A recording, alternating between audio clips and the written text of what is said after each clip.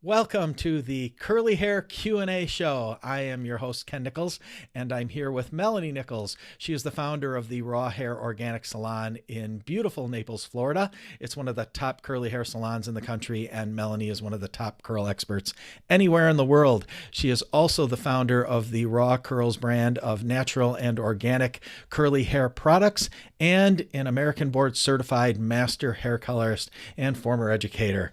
And today we have a very special guest on the show. Yes. And it's somebody that we've known for a while, and I pretty much knew she would do this because she's been so good to us in the past, but I asked her one time to do this show, and within minutes of me asking, she got back and said, yes, absolutely. Our guest today is the co-founder of NaturallyCurly.com, which is the leading curly textured hair website in the world that's celebrating its 20th anniversary now in 2018.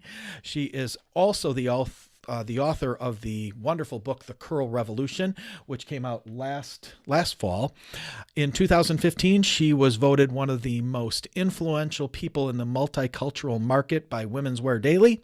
She was awarded a Lifetime Curl Achievement Award by CurlBox, and she is also the founder and creator of Texture on the Runway at New York Fashion Week. I bring to you the one and only Michelle Breyer. Yay! Welcome. Hi, Michelle. Welcome. Welcome. Well, thanks for joining us. I appreciate it very much. Melanie and I do. And we've all known each other a number of years. And I knew, like I said in the beginning, I knew when I asked you that you'd come on right away, and you literally within minutes responded that you would. And the way we started this show a couple of months ago, where we started doing interviews, we started bringing people in from all different areas of the curl industry, whether it be hairstylists, product manufacturers, even accessories we've discussed with people, and also now influencers. And I put you in that category of an influencer because you were really an influencer before that term even ever came about. In my opinion, that's my opinion. And I guess a lot of people know who you are, but they don't really know who you are because of your influence. And that right there is one of the things that I look at and I say, when you see things, especially with your website, especially that people in this category really flock to and use it. Millions and millions of them use the information that you provide. In my mind, that really does make you a true influencer. Thank you. But they don't really know who you are. So why don't you take us back 20 years, take us back to the beginning, and tell us who Michelle Breyer is, and let's start from there. So unlike probably a lot of the people on the show, I was not a stylist, and I wish I could cut curly hair, style curly hair, but thank God there are people like you out there. So I actually was a newspaper reporter, and I'm from California originally. And when I was growing up, curly hair was just not okay. So I spent most of my childhood, teen years fighting it. And when I was living in California, I had a very elaborate routine. I would blow my hair straight. I would get my curlers out. I had a round brush. I mean, it was like every day fighting to straighten it.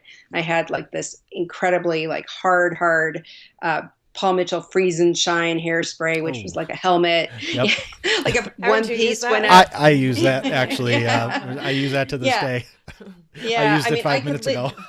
Yeah, it worked. It works. Nothing is moving. Nothing is going to move when you have that stuff in your hair. Did you used to iron it with the real iron? I hear those stories where people used to like on the ironing board. Just short of that. I mean, I tried, I did do chemical relaxer. My hair broke off. I mean, I tried everything. So I moved to Texas from California, which was very, very muggy. Sure. And my routine wasn't going to work anymore.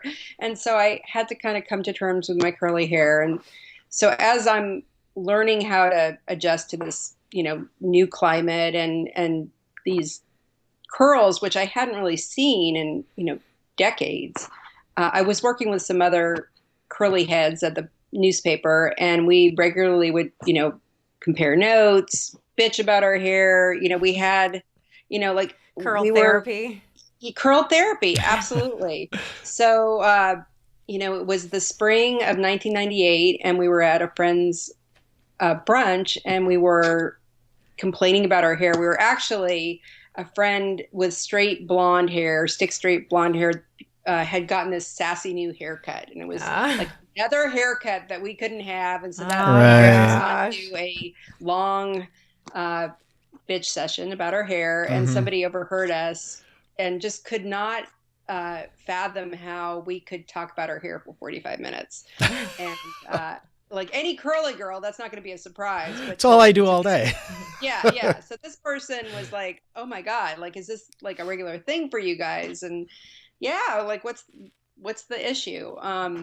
So he was like, "You guys should start a website or a magazine." So we literally got on the computer at that party and looked for names. Curlyhair.com was taken. Curly.com was taken. I mean, this was 98. And so somebody out there, I think, still has those names. Somebody was thinking. And yeah. So we Naturally Curly. And, for the next couple months, we kind of brainstormed, what do we want this to be? What do we want to know ourselves? And at this point, there was no products. Very few stylists knew how to cut curly hair. So we thought we'd create a place for people to put, the recommendations for products and for stylists. And we would have a discussion board. And my neighbor's 14-year-old son was our web designer, and he actually made the hair move on the logo, which we thought was like really cool.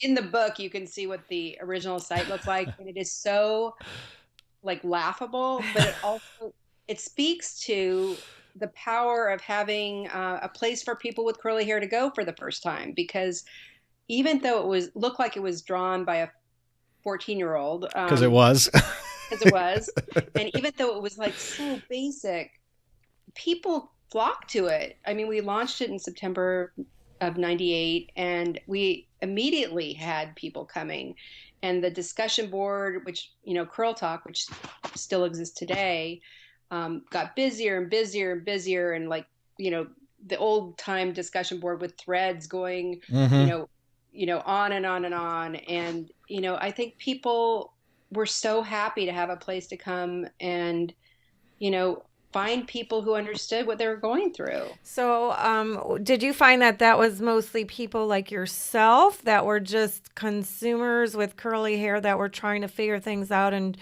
saying, hey, what are you doing? Or were there professionals involved in that? Both. It was interesting because, some of the people who are now, kind of leaders in the industry were some of those initial curl talkers, whether they be, stylists, or they, like brands were created on the site. Jessica McGinty. She told us the story. Absolutely. On the show, she told us the story. Yeah, it was a pretty amazing story too, because she was just another curly head trying to find that's what I was just going to say. Yeah, she was not a stylist either. Yeah. So that's how it started. And, I haven't looked back since. It's kind of been a whirlwind. Kind of kept my day job for a while, and then Naturally Curly took on a life of its own. So we left to do it full time in 2005. Wow. Story. That's a pretty great story.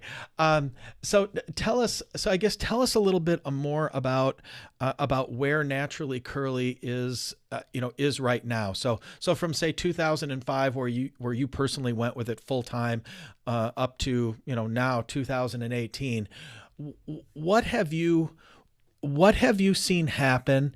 And what, if anything, have you tried to direct with your influence? Well, it's such a completely different world than it was 20 years ago for people with curly hair. I mean, it couldn't be any more different. I think just the fact people like you who have amazing products and amazing salons just for curly hair. I mean, that is happening more and more. I mean, look at all, there's so many options for people with curly hair in terms of, any major city is going to have so many stylists who know how to cut curly hair now. And product options like raw curls that are amazing products. And then way beyond that is the just incredible amount of information for people with curly hair. Like you said, influencers, they didn't exist. Bloggers didn't exist when we started.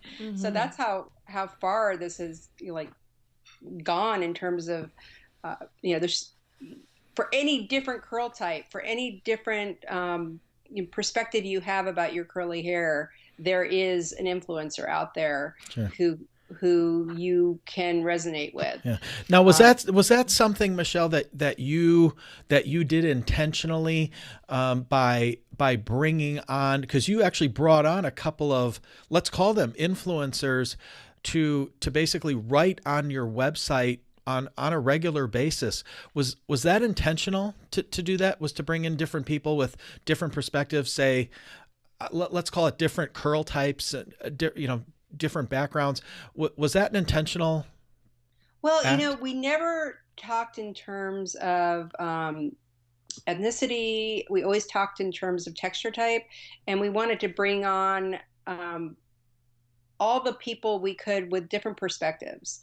And I think that we always wanted to work with people. We never saw people as competing with us. We thought, let's grow all of our audiences. And I think that, it wasn't necessarily like intentional, like a part of a strategy, but it was always kind of our philosophy. That's kind of, I think, what I was getting at is, was that really a philosophy to do that? Because obviously I've watched you guys over the last 6, 7, 8 years, and I've seen you evolve from what you were 7 or 8 years ago to something, I think, I won't call it completely different, but it's different. To me, it's noticeably different. I wanted to comment on, something that Michelle said, even though it's, she's talking about how her website and how this community has grown and how there's so many stylists and products. There's still so much need for more. That's one of the questions we get weekly, if not daily, but for sure weekly on our show, is how do I find a stylist that specializes in cutting curly hair, and, questions about products and where can I get them. And so there's still a huge need for more. I totally education. Agree. Yeah. I feel like we have come so far, but, Melanie, you were kind enough to be on a panel that I did at a big hair show in Chicago a couple years ago. And it was the only training at the entire hair show that was specifically for curly hair. And there were still people in the audience who really didn't get it. I was surprised how many people showed up, because I sat, I'm sure you guys both remember this, but I sat in the front row because I wanted to record it. And I didn't look until 3/4 of the way through. I didn't turn around and look to see what you and Melanie and everybody else on the panel saw. The room was filled. There had to be 500, 600, 700 people, stylists in there, professional stylists, and I was shocked. Yeah. Well, that was an awesome group of people that we had together there on the panel. I mean, lots of heavy hitters and lots of experience in the curly world and different experiences, which is so cool. And, Chadwick and I were talking about that, and Sherry, and, we were talking about that the last couple of weeks, how, like you said, we're not even competitors. We're all on the same team. We're growing this community together. And even though, there's different ideas out there, we all have the same goal.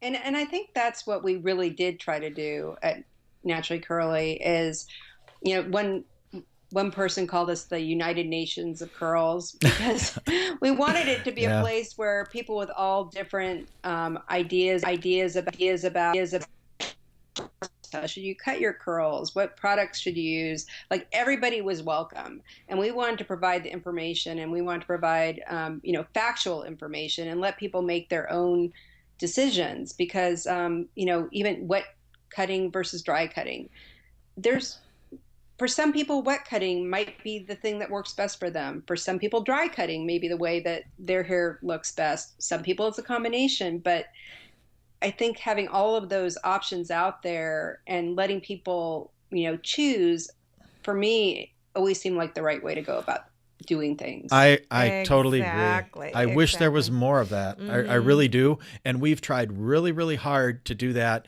in our Q&As and in our, in our curly hair Facebook groups, which are big. I mean, we've got one that's, just one of ours is about 60,000 members, and Wow. we've really, yeah, it's really, really amazing how quick, Congratulations. I gotta throw this story in because I don't think you know this, Michelle. That Oh, no. 2 year, no, this is, well, actually there is another funny story, but I won't tell because I have pictures. I won't embarrass you about, but, at, the show that you were referencing with Melanie with the texture, texture panel, expert panel, that night I went, Melanie and the rest of the girls flew out, out of Midway back to Florida, and I stayed because we had a trade show booth. So I stayed an extra day or two, and I went back to my hotel in Chinatown, and it was probably 8:30 at night, and I'm alone in the room, and I pulled out my laptop and I sat there and I just thought about that whole day, Michelle. And I thought there needs to be a curly hair group online on Facebook, like the old, chat rooms, let's call them chat rooms. But you know what I mean? The forum websites Yes. that is run by professionals in the industry to kind of combat so much of that misinformation that was really, really super prevalent.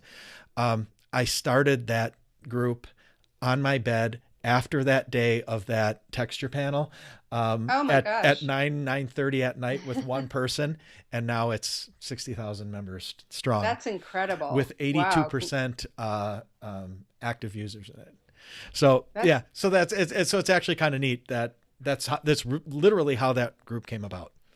So Well, can we? go. I wanted to go into something else that Michelle said, and it comes up often because of the curl typing system. So I guess I'm wondering, and people may not know, where did that curl typing system come from? Because a lot of people reference the naturallycurly.com, curl typing and The number system, the you mean? number system, yes. So, because you were just talking about how there's so many different types of curls, there's not just one type. And so, how did you come up with that? Well, when we first started Curl Talk, we found that people wanted to kind of ask questions of each other and understand what their hair looked like. And we were trying to find an easy way for them to do that. So actually Andre Walker, who was Oprah's hairstylist, had come up with a 1, 2, 3, 4 system, with 1 being straight and 4 being coily. And that wasn't detailed enough for us. So we kind of took it and we from 2A and then to 4C, and that became kind of the gold standard in texture typing. But we always tell people that it's just a beginning, because for a lot of people, they may have several curl types on their head. Sure. The curl type may not be as important as their porosity level or the density or the length in terms of what products work for them, what styles work for them. So, texture typing involves a lot of different things. And for me, actually, my porosity has a huge effect on how my hair behaves and what ingredients it likes and doesn't like. So, we always like to tell people that texture typing is just a starting point. And I will say that some people have said, well, you're dividing people, and it's not supposed to be a way of separating people. It's a way of helping people communicate in a way where they can, start conversations, find people who are using products that may work for them. So it's a different way of communicating or adding to the conversation. Exactly. So, yeah, and I like that because there has been some confusion about what naturally curly means. And some people think Yeah. that there's like, you're only naturally curly if like you're a four, in the four category, where, like you said, it starts anyway. If you have an understanding of curly hair, there's so many different types and textures. And so it starts all the way from wavy hair all the way to ultra textured hair and curly. So there's Yes. not just naturally curly doesn't mean just one. It's all No, different types of curls. Yeah. It, absolutely. and that's pretty much what you subscribe to, is that naturally. Well, let me That's our let system. It yeah, goes from right. It's the two to it's the four system. and ABC. So there's a lot just in that. There's lots of different curl types. Yeah, I was gonna put that into a form of a question, but I think you pretty much answered it. Um, and my question is, and I got a couple of these questions that I have for you. I got from some people that I told we were doing this interview, and I knew we were going to get a lot. So I'm going to ask you now before the interview is even over. I think we're going to have you come on for another episode where we just do all Q&A. Would you be willing to That do would be that for fun. I'd love Okay. it. Actually, it is fun. We do it every week. It's a lot of fun. But you can get into questions. I don't think I'm going to give you a couple, but I wanted to go over more general things. And that was one of the questions was what, so Michelle, what is your, and I'm going to ask this because I see this a lot. Like I said, we've got 5 or 6 different curly hair groups that we admin ourselves. And I spend in my position, I spend literally all day, every single day of my life. I spend either on Instagram or in Facebook, curly natural hair groups and whatever. Oh my gosh. That's what I do. I've got a really good understanding of what's going on and what's discussed. And that brings me to the question that I'll ask you related to what we were just talking about. There's a lot of discussion and a lot of very strong opinions on what quote unquote natural hair means. What does the term natural quote unquote mean to you? Well, I think the term going natural to me means a woman who has transitioned from chemically relaxed hair to natural hair. I think it's different for me than embracing my natural hair. I don't feel like I went natural. I embraced my natural texture. And to me, going natural is different. I think it does involve having lived with a chemical relaxer for most of your life, or not even most of your life, but making that transition to what your natural texture is. Okay. I'm just writing this down because it's important. I mean, you are a person of influence in this category, and it is. I got to tell you, like I said, I'm in so many of these groups, and some of them are very big, 3, 4, 500,000 people, and it's there's a lot of people have opinions of what that term means. Lots of people And I do. think that's probably the most emotionally charged term. I think what I have learned over the years is there's different journeys that people go through, Sure. and that my journey was different than this person's journey. I think that women of color who have transitioned from relaxed to natural hair, that's a different journey than what I went through. In many cases that they may have had parents and grandparents who, in cultural opinions about what it meant to let your natural hair, to wear your natural hair, that made it more difficult for them to do that. Mm-hmm. So I don't think I can say what that would be like personally, because I didn't live that. So you believe the difference in the terms is really going natural versus embracing your natural hair or natural texture. Yes. Okay. Yes. So tell us what's going on at naturallycurly.com now, 2018. What direction are you going? What do you see? What's the vision for what's happening now, and what's the vision for 5 years from now? What are you seeing? What do you feel in the industry? Well, I think that there's more and more products out there, more stylists out there, more of a need than ever for information, factual information, because of how crowded the industry has gotten, how much noise there is out there. There's a need for the expertise, so much. And I think there's been a move back toward people wanting to have kind of face-to-face conversations. I mean, so much of our world is digital right now, but with Texture on the Runway being an example, we saw, gosh, we had capacity for 750 people, and we had I saw close the to pictures. 1,000 people show up. Yep. Because people wanted to be there in person, and they'd like to talk to each other in person. You see this at all kinds of events for people specifically with curly hair, whether it's Curl Fest or Essence Fest, all these different opportunities for people to have kind of face to face and meet people and talk to people and see all the hair inspiration. And I think that is just going to continue for the next 5 years. I think there's going to be a melding together of online and in person.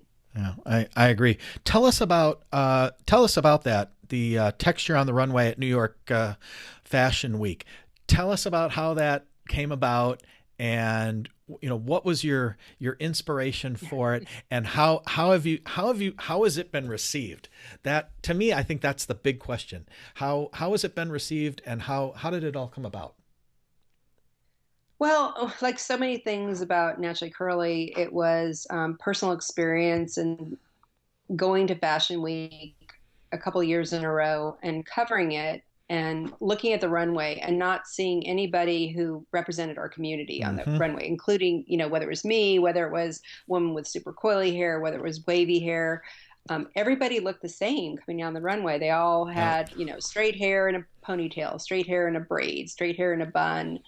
There was no interesting textured hair on the runway. So I came back to Austin and I was talking with my coworkers and kind of complaining about it. And just, God, the people who were interesting were actually the people in the audience and the reporters and the those were the interesting people.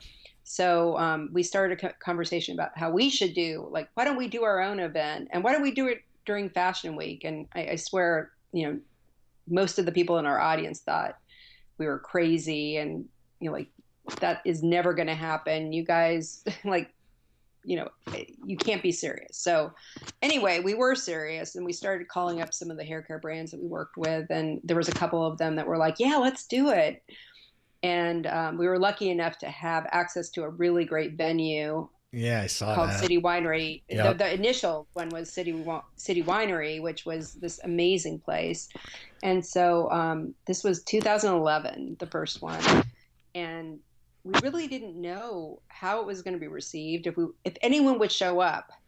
And, we had it all planned and everything was all set. Little did I know that a bottle of wine had been spilled on the soundboard, and we didn't even know if that would work. And then the lights went down and everything went off like a hitch. And there had actually been a line around the building. And again, we were over capacity. We had about 500 people there for that first event. Wow. And the one this year at Gotham Hall, which is right in Herald Square, was so far beyond anything I ever could have ever thought would happen. It was every major media company, right down to Us Magazine and Billboard, and VH1 was there filming. And it was just incredible. The people in the audience I thought were really cool. I loved looking at those pictures. I was like, wow, really pretty cool. It became a place to be seen. And people were telling us that it was the event during Fashion Week. People who were covering a bunch of shows, that was the show that they wanted to go to because of the creativity and just the whole atmosphere. It was incredible. Yeah. So I think it's one of the things I'm most proud of. Yeah, That's it should cool. be. How do a couple of nobodies like us get tickets for that? You asked. I have to ask. There you go. Yeah, and we've noticed that more and more you see ads in the magazines with models that have curly hair and commercials, and it seems like that definitely is growing a lot. Oh, totally. You never used to see that. Yeah, and it's not just one ideal of what curly hair looks like. Mm-mm. Like it used to be like everything had to be this perfect defined curl, and now you're seeing that you know, I don't know, just natural. The look is natural. The look is big and even a little undefined and frizzy is beautiful. I mean, I think that the whole kind of standard of beauty when it comes to curls and coils has just expanded in a beautiful way. Yes, I love that because, that's something that people really obsess over is having one piece of frizzy hair. And it's like, come on, I mean, just really embrace it. It's part of having that curly texture. Can we control it? Yes. But, I mean, my God, people are just like really, really obsessed about not having any frizz in their hair.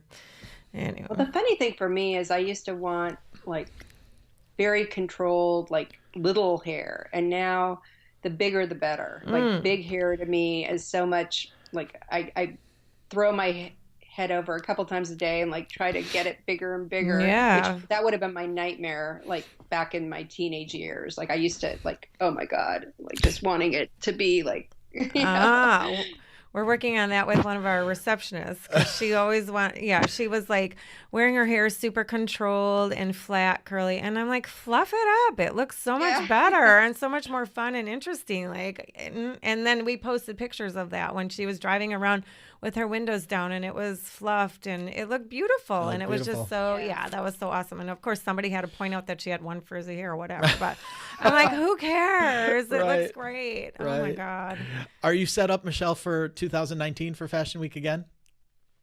I think it's in the process right now. I am not as actively involved in the actual logistics as I was, so Got to be stay a tuned. ton of I mean, work, the hey? goal, Wow. the goal I think is to have it be, in addition to the big event, to have it be integrated into other events as well. Like whether it's a smaller kind of a brand specific texture on the runway in one place. I know that this year in February, or March, we actually did a show in Atlanta that on one brand and their product launch. And that was an amazing event. It Cool. was really their interpretation of texture on the runway. That's So, very cool. yeah, it was. Cool, cool, cool. Do you have any questions for Michelle? No, I think you should ask some audience questions. Oh, So, some audience questions. yeah. Okay, I've got a couple of podcast listener questions for you. Tell us what Michelle Breyer's curly hair routine is on a daily basis, and what do you do for second day curls if you can get them? Oh gosh. Depends on the day, but if I'm really wanting it to look good, I will wash it, put in my cocktail of products, scrunch it, diffuse it, and then when it's kind of, if it still has crunch in it, I'll throw it over and use a pomade. I love the Raw Curls pomade. That's one of my favorites. Yeah. And Hardest one to kind of, make. yeah, and I will kind of get rid of the crunch and kind of it seems to, set the curls, make them defined, give them a little shine, and then I'll spray in a little hairspray. And then for second day curls, if it's working, I'll just kind of wet it and scrunch it again.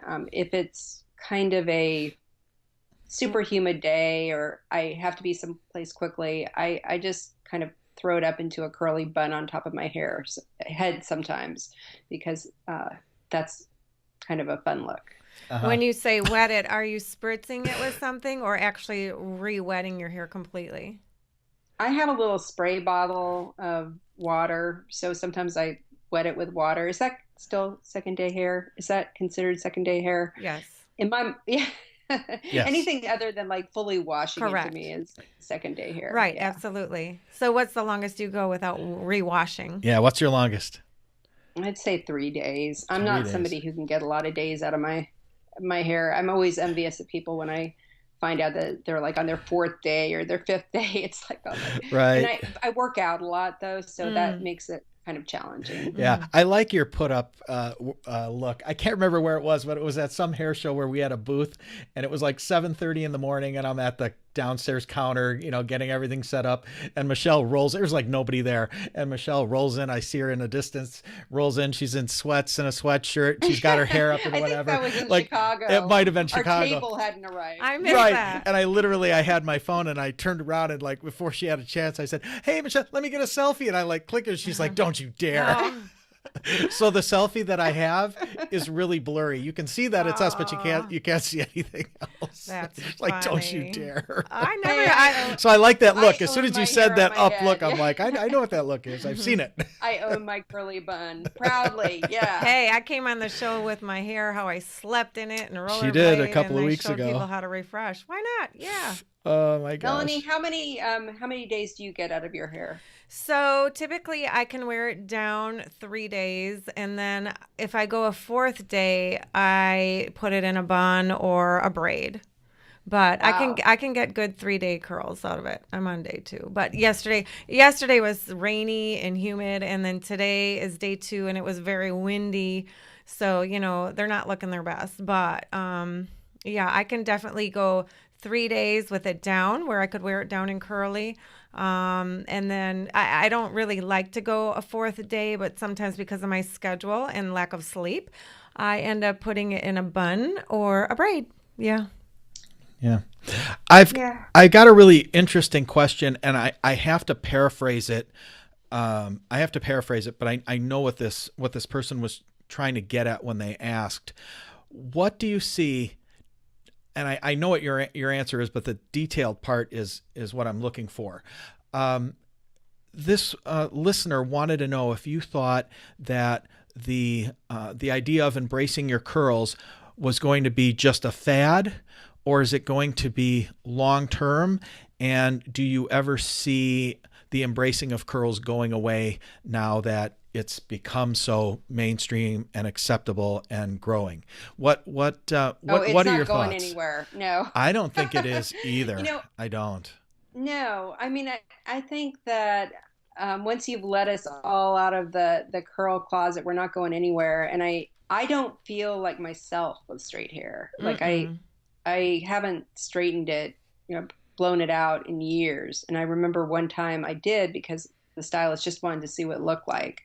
And I think he was sorry that he wanted to do that because it was like an hour. Exactly. Deal, like he was sweating. Yes, exactly. And my hair was like halfway down my back. And I remember I went to pick up my daughter, who was then, she was in preschool, and she like started screaming, like horrified, like, who is this? Who is that? What are you doing? Why did you What'd do you do that? with my mom? That's funny. Yeah, believe me, as a stylist, I don't know about anybody else, but I would not be the one recommending to blow out your hair because of what you just said. It's like, man, I'm trying to talk everybody into wearing their hair curly. It's like if somebody, wants to blow it, I'm like, oh, okay, Yeah. But, oh gosh, no, it's and I do know people, lots of people actually who, they feel prettier sometimes when they straighten their hair. And who am I to tell them how they should feel? I just want them to know that they have options and that either one is beautiful. Exactly. That it's not, I think for so long growing up, it was, straight hair was the only acceptable way to wear your hair. And I just want people to know that, they have all these options and we can tell them how to do that. Yeah. And the whole idea is that we can, with the proper cuts and the proper products, we can help people to feel that their curls look good and that they do feel pretty and beautiful wearing them natural. Absolutely. So that's the whole idea. But an interesting fact though, this is really kind of odd to me. A lot of my clients, when they start wearing their hair curly, have come back and said they get a lot of compliments from women, but not from men. Isn't that weird? It is. And I still think there are some men who love the straight hair. What's the story, Ken? What's the story? I don't understand it. I don't get it. I don't either. What's the story? Thank God my husband is not one of them. Mine isn't either. Obviously you're not one of them. Mm-hmm. But, why do you think that is, Ken? I don't know. No, I'm a big, thick, curly hair. Yeah.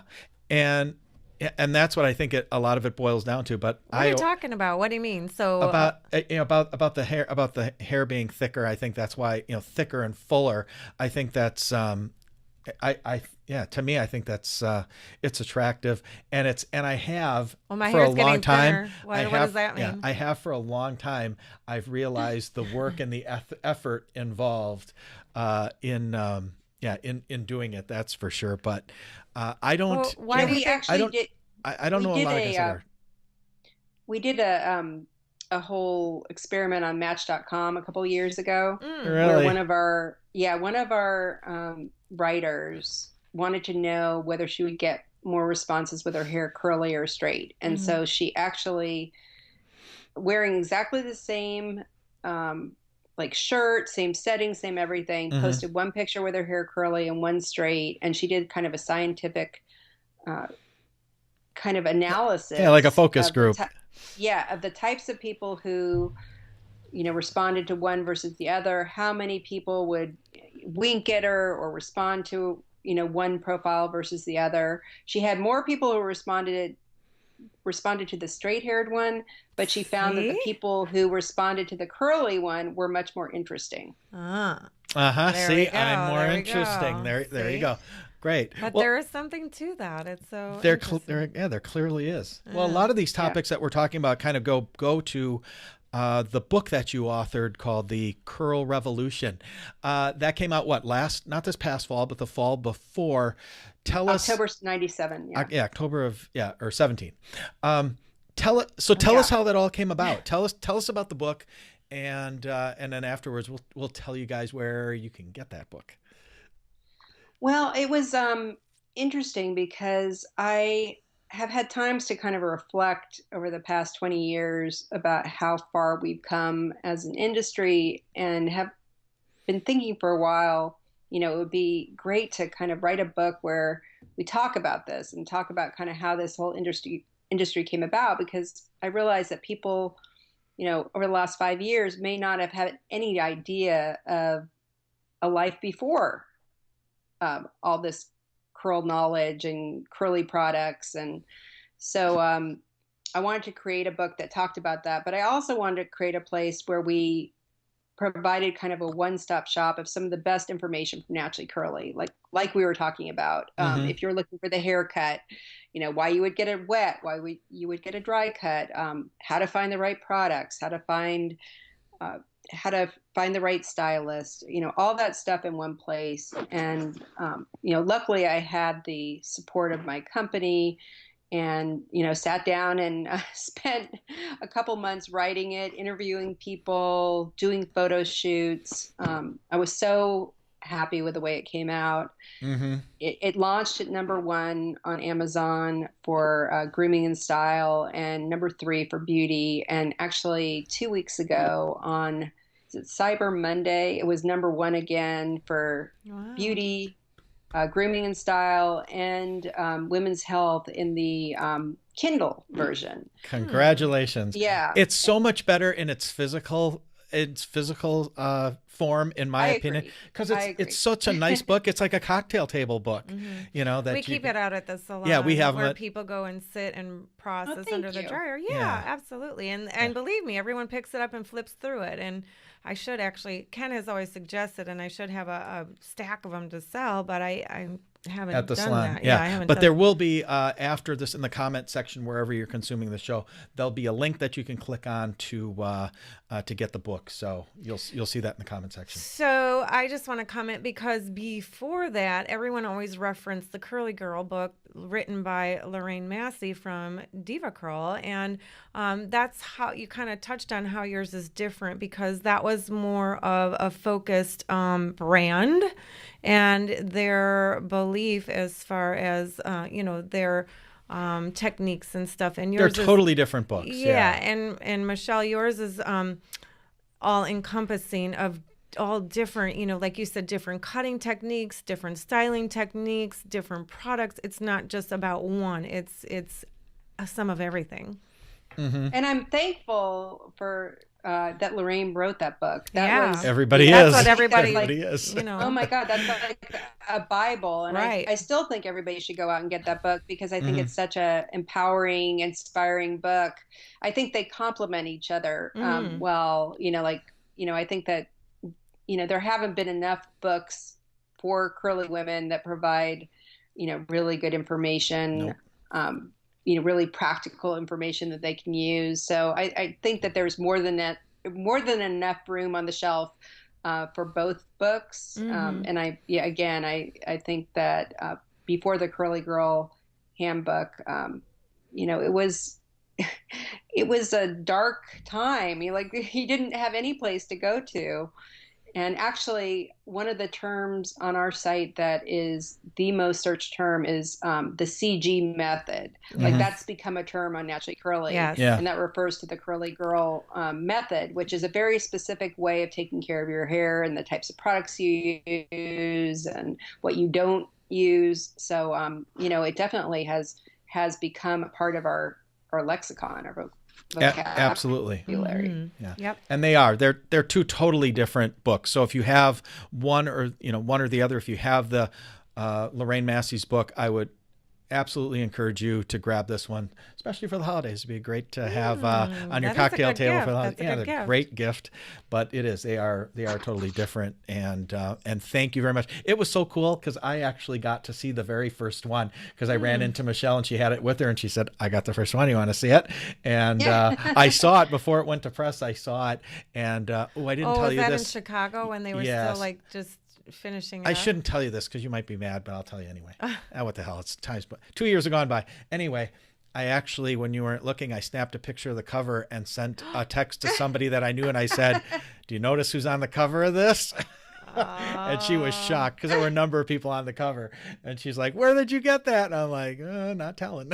But you're on the cover. So yeah, it was really cool. So, but anyway, it was a really neat book because as I could page through it, because I remember when you were doing it and you were making lots of posts and things when you were doing the photo shoots and whatever. And it was so cool when I went through the book the first time because I'm like, I know that person. I know that person. I know that person. I know that person. And it's really, I talk to that person every day. And it was pretty cool.